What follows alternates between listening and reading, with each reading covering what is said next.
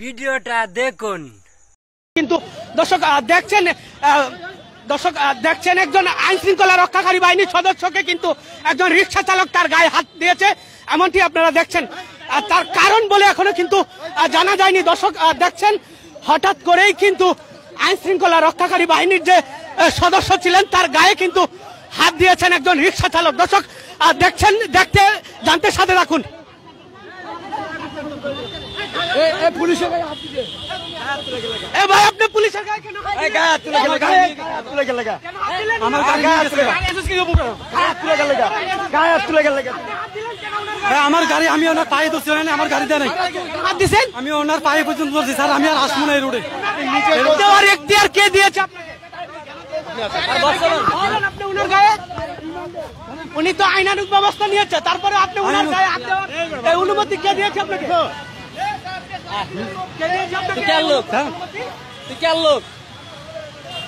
দর্শক যেমনটি দেখছিলেন একজন রিক্সা চালক কিন্তু আইন শৃঙ্খলা রক্ষাকারী বাহিনীর সদস্য, আর তিনি সক্রিয় ভূমিকা পালন করছিলেন। সেই মুহূর্তেই কিন্তু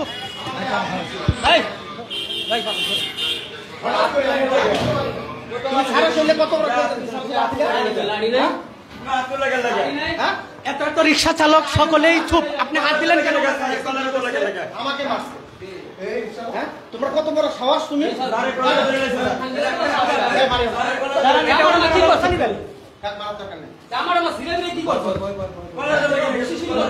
ভাই হঠাৎ করেই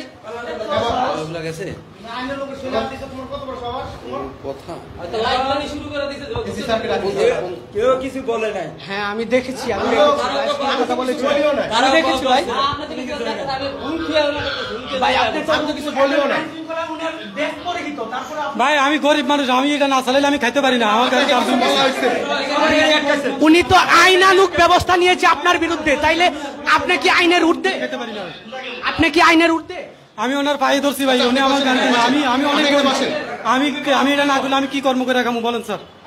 আমার কর্ম এটা, আমি এটা কর্ম না করলে আমার রুজি চলে না, আমার পেট চলে না, আমার বউ আছে, বাচ্চা আছে, সংসার আছে।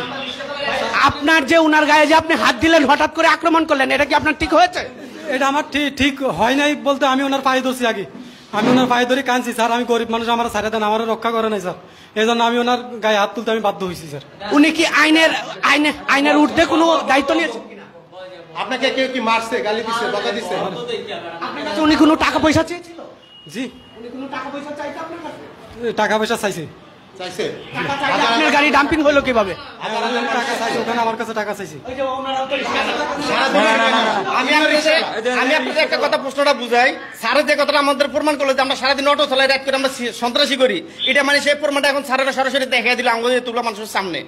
কারণ একটা সন্ত্রাস। আপনাকে বলা হচ্ছে, শোনেন, আপনারা তো সারাদিন এখানে ছিলেন, 1200 টাকা একজন আইন শৃঙ্খলা রক্ষাকারী বাহিনীর সদস্য, আর তিনি বর্তমানে ড্যাশবোর্ড এই অবস্থায় আপনি তার উপর আইনের কোনো জায়গায় লেখা নাই 1200 টাকা দেওয়া।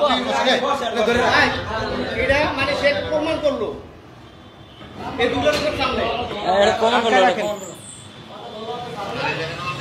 দর্শক যেমনটি দেখছিলেন একজন আইন শৃঙ্খলা রক্ষাকারী বাহিনীর সদস্য, তিনি বর্তমানে ইউনিফর্ম পরিহিত অবস্থায় রিক্সাকে আটক করেছে, আর রিক্সা আটক করার কারণেই হঠাৎ করে আক্রমণ করা হয়েছে একজন পুলিশ সদস্যের উপর। কিন্তু সেই রিক্সা চালক কিন্তু আমরা যেমনটি দেখেছি তিনি কিন্তু হঠাৎ করে আক্রমণ করেছেন এবং তার প্রতি হঠাৎ করেই কিন্তু চওড়া হয়েছেন, এবং আমরা যেমনটি দেখেছি প্রত্যেকটি রিক্সাকেই কিন্তু আটক করা হয়েছে, এবং সেই আটক করার কারণে আমরা দেখছি একজন রিক্সা চালক ক্ষুব্ধ হয়ে একজন আইন শৃঙ্খলা রক্ষাকারী বাহিনীর গায়ে হাত দিয়েছেন। দর্শক এই বিষয়টি আপনারা কেমন করে দেখছেন? আসলে অটো রিক্সা বন্ধের জন্য আইন শৃঙ্খলা রক্ষাকারী বাহিনীর সদস্যরা কিন্তু তারা সবসময় অনড় রয়েছে।